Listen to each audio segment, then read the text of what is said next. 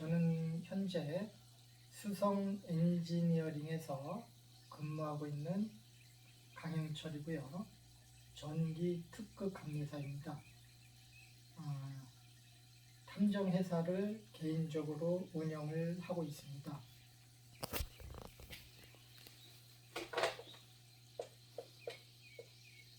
제 이름은 강영철이고 전기 특급 감리사이며 수성 엔지니어링에 재직 중에 있고 사건과 사람들 탐정회사를 운영하고 있습니다.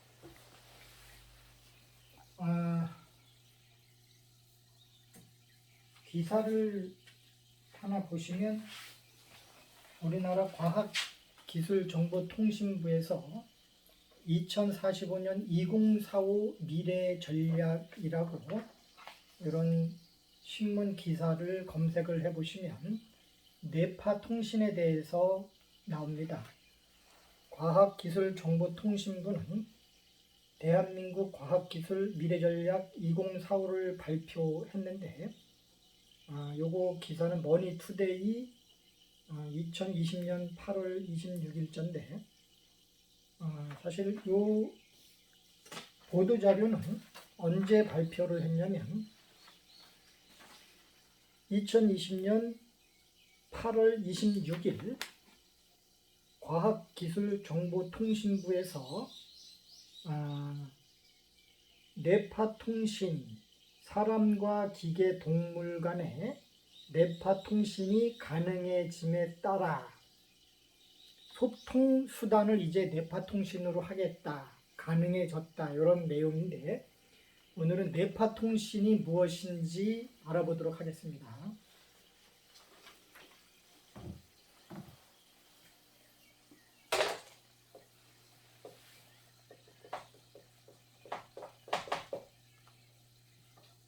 우리가 통신 그러면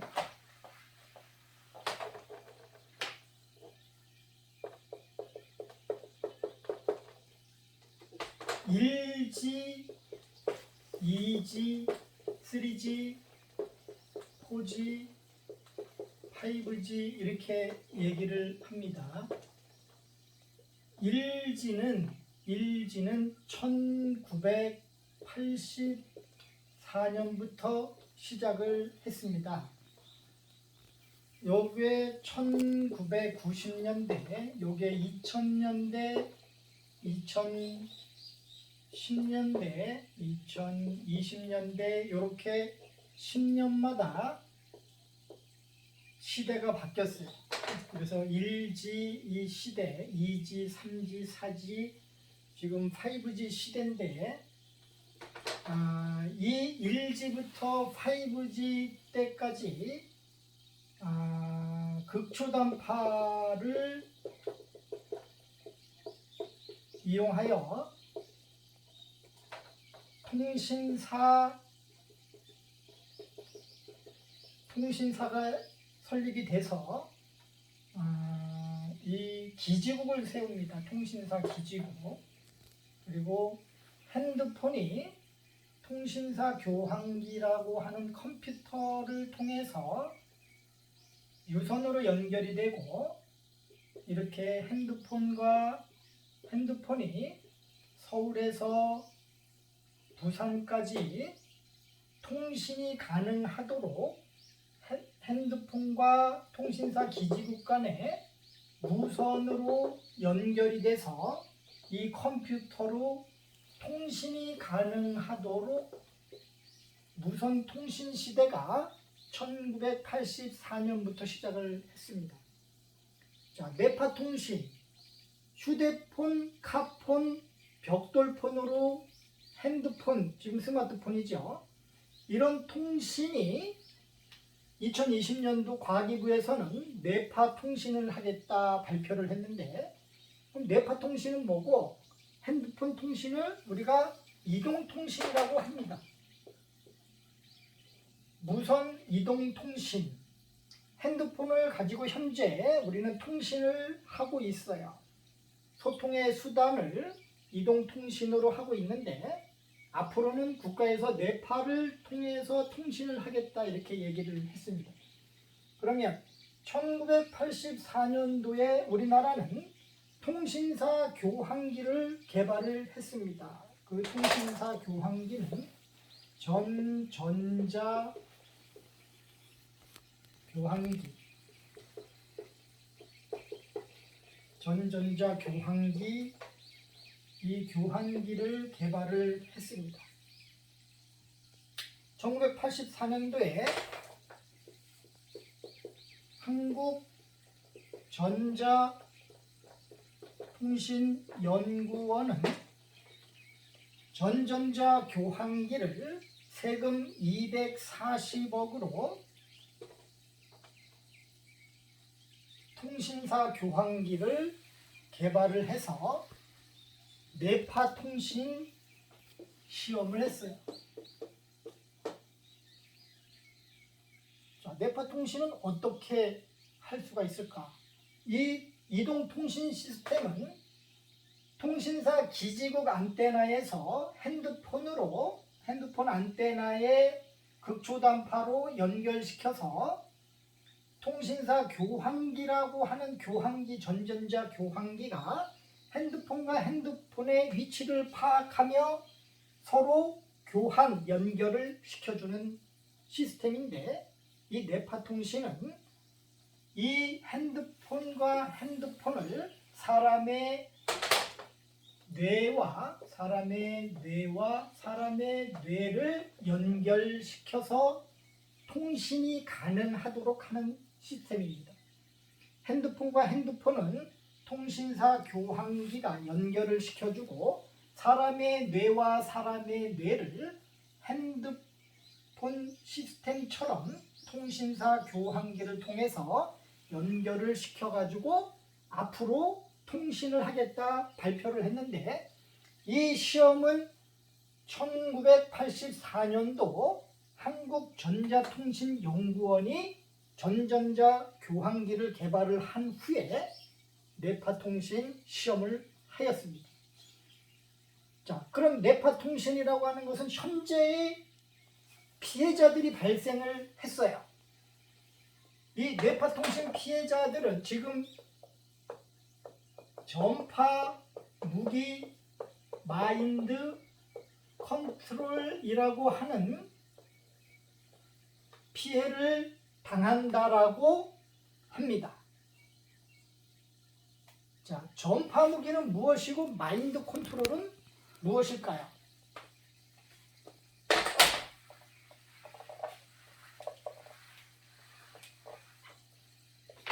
전파 무기를 국어 사전에 보시면 전파를 이용한 무기 통신기라고 나와 있는데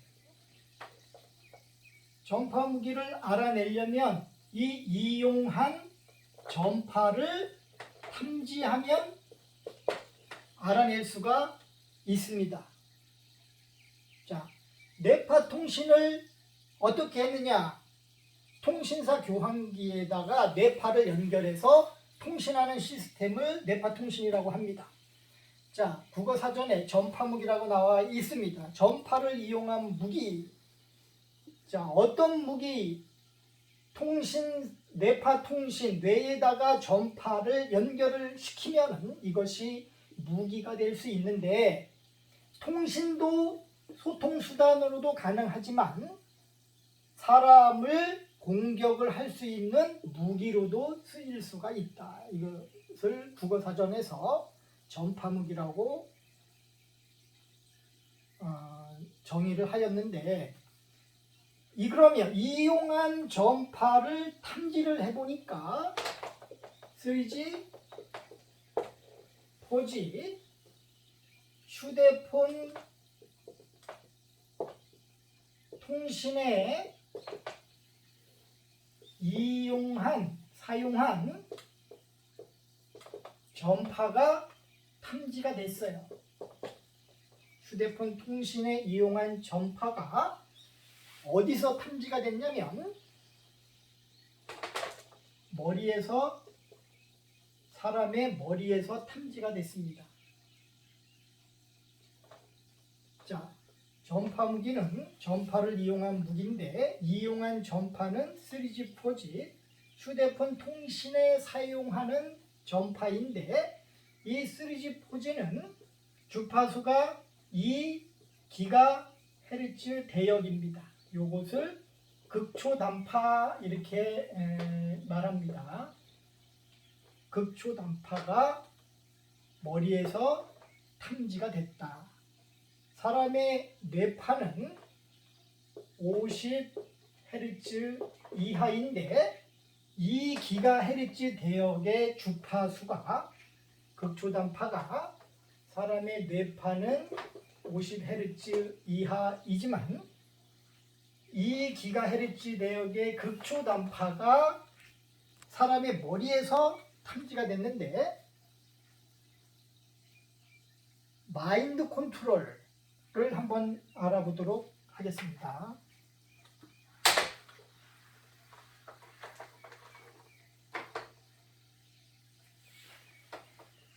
국어사전에 전파 무기가 나오고 마인드 컨트롤도 사전에 보니까 세뇌, 사람의 뇌를 세뇌시키는데 마인드 컨트롤, 뇌, 컴퓨터, 인터페이스라고 사전에 정의를 했습니다. 자, 뇌와 컴퓨터를 연결시키는 것을 우리는 무슨 기술이라고 하느냐면 브레인 컴퓨터 인터페이스라고 합니다. 이 기술은 사람의 뇌와 컴퓨터를 연결해서 기계를 움직이는 이 기술인데, 자, 뇌파 통신을 하려면 사람의 뇌를 전전자 교환기에다 연결을 시켜야지만 가능합니다. 이 사람의 뇌와 전전자 교환기를 연결시킨 전파가 3G, 4G라고 하는 통신 전파 극초단파였습니다.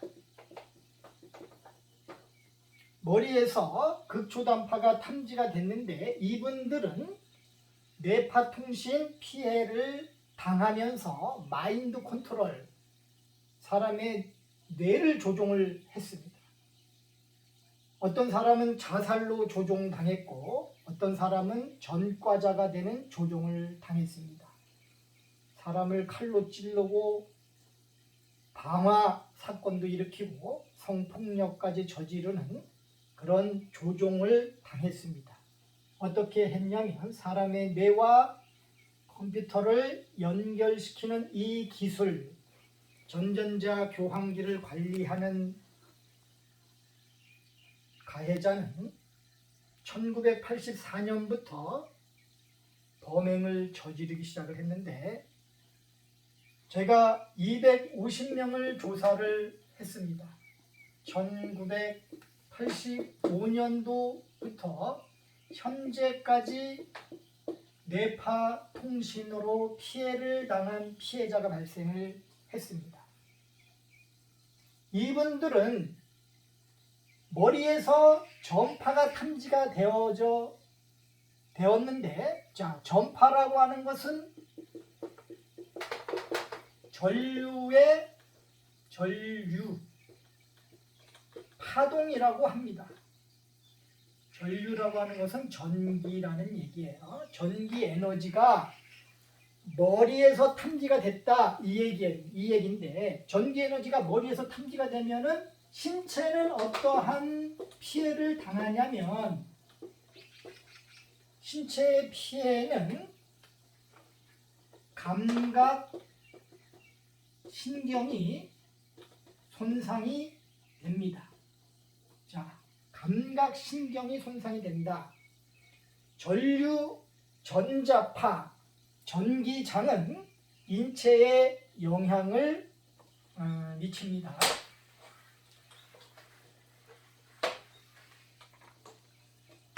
전자파가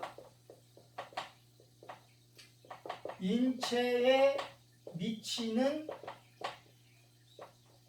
영향, 전자파가 인체에 미치는 영향, 암, 뇌, 심장 질환을 일으키고 신경을 자극합니다.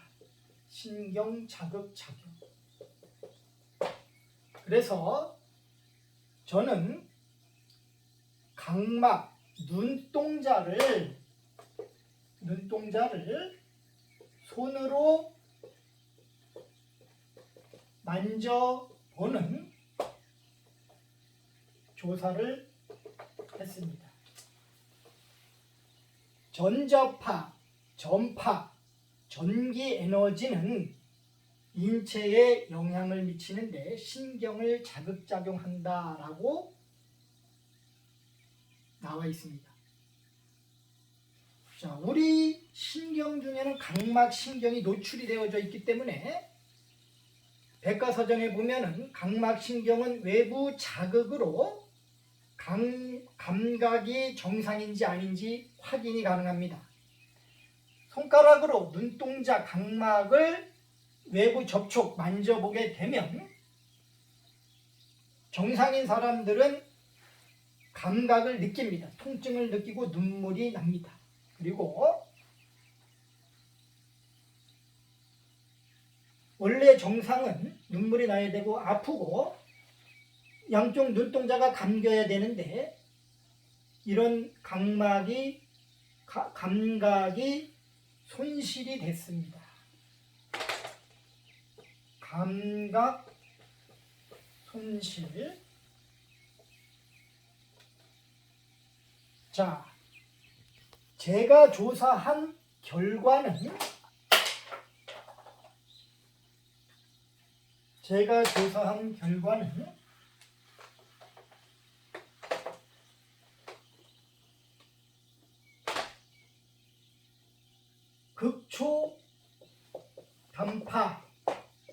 극초단파가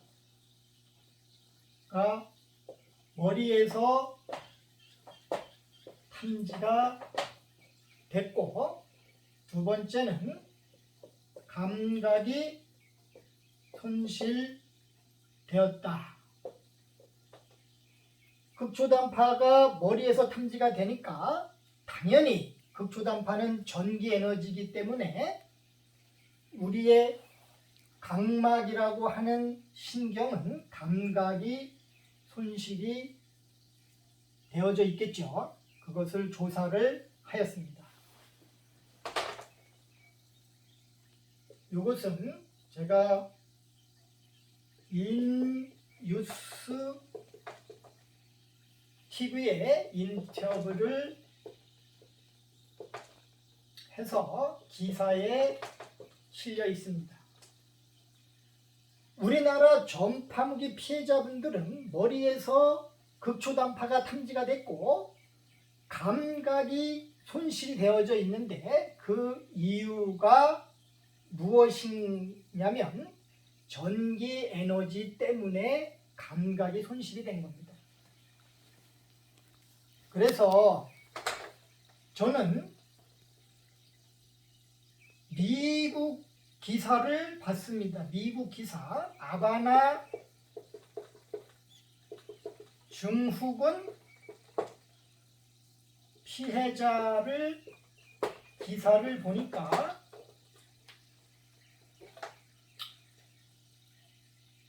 미국의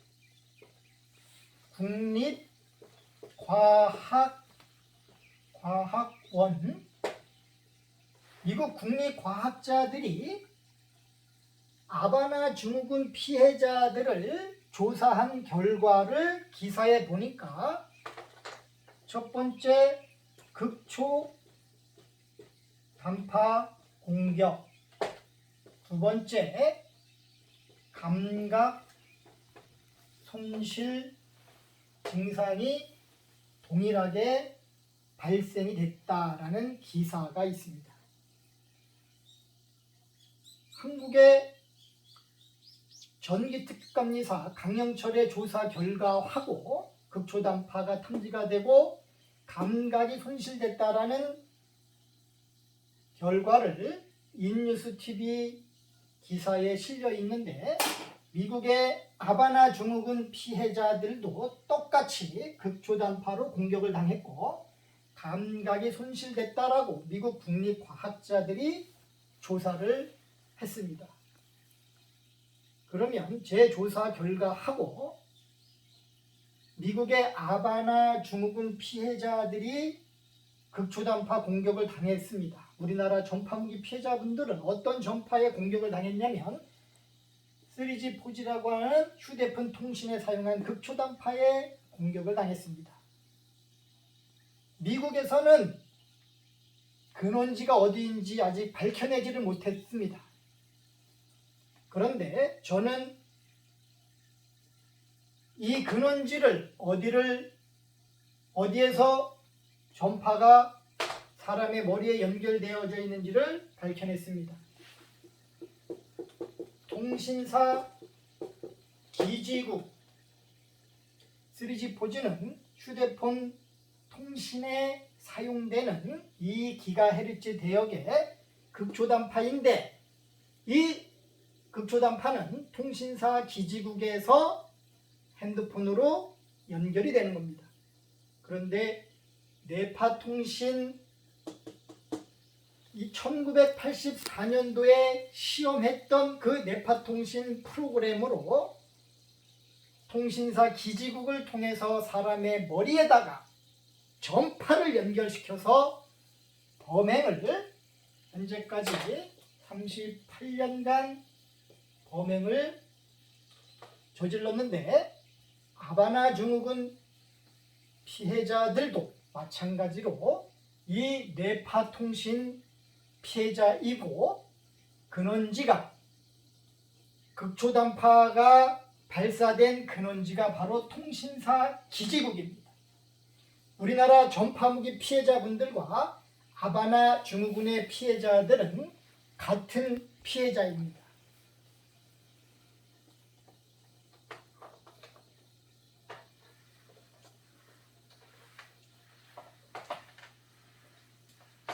저는 이 두 가지 증거를 수집하였고 또 한 가지 증거를 수집하였습니다. 사이버 조직 스토킹 조사입니다. 공통적으로 페이스북에 보안 조사를 하였습니다. 이것은 해킹을 잡아낼 수 있는 페이스북에서 보안 조사할 수 있도록 만들어 놓았습니다. 자, 제 휴대폰을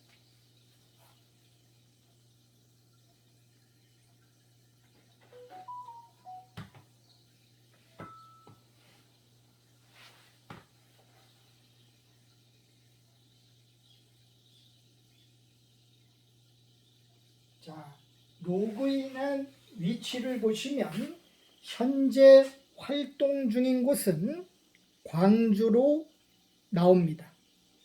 여기는 해남입니다.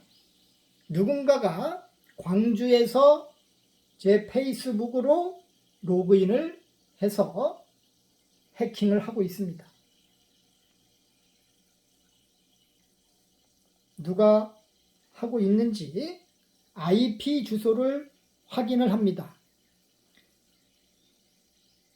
위치는 광주고 IP 주소는 지금 보시는 것과 같습니다. 자, 이 IP 주소를 한국인터넷진흥원 휘지에 검색을 하시면 실제 고정 IP 주소가 확인을 하실 수 있습니다. 이렇게 전파 무기 가해자는 사이버상으로 스토킹까지 하였는데 조직원을 통해서 사이버 조직 스토킹까지 하였습니다. 자, 저의 IP 주소를 보시면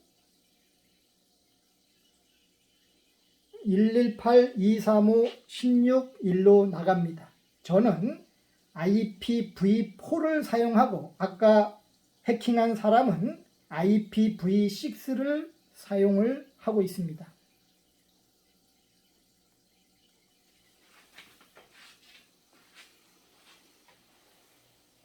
아까 조직원은 광주에서 해킹을 했는데 그 해킹 IP 주소를 한국 인터넷 진흥원 페이지에 그 IP 주소를 검색을 하시면 실제 가해자의 IP 주소를 알아낼 수 있습니다. 자, 우리가 IP 주소가 무엇인지를 알아야 합니다. IP 주소는 우편물을 우리가 받을 수 있도록 집 주소가 있듯이 인터넷을 사용하는 모든 기기는 하나의 IP 주소가 모든 기기에 주어집니다. 인터넷을 사용하려면 IP 주소를 할당받아야 합니다. 전 세계의 IP 주소, 인터넷을 사용하는 기기는 전 세계의 하나의 IP 주소를 할당을 받습니다. 그 IP 주소로 인터넷을 검색을 하거나 댓글을 달고 다른 사람한테 욕을 하게 되면 IP 주소로 추적해서 경찰이 이 IP 주소 할당 내역에 주민번호, 이름, 주소까지 나와 있기 때문에 잡아낼 수가 있습니다. 자, 사이버 조직 스토킹을 통해서 전파무기 가해자의 IP 주소를 잡아냈습니다. 그런데 경찰은 왜 가해자를 수사하지 않고 체포하지 않을까요? 마인드 컨트롤러 전파무기를 이용해서 경찰을 뇌를 조종했습니다. 아바나 증후군의 피해자, 우리나라 전파무기 피해자, 전 세계의 뇌파통신 피해자는 수원 SKT 통신사 교환기에 뇌가 연결되어져 있습니다. 이것이 바로 브레인 컴퓨터 인터페이스라는 기술입니다. 여기까지 하겠습니다. 감사합니다.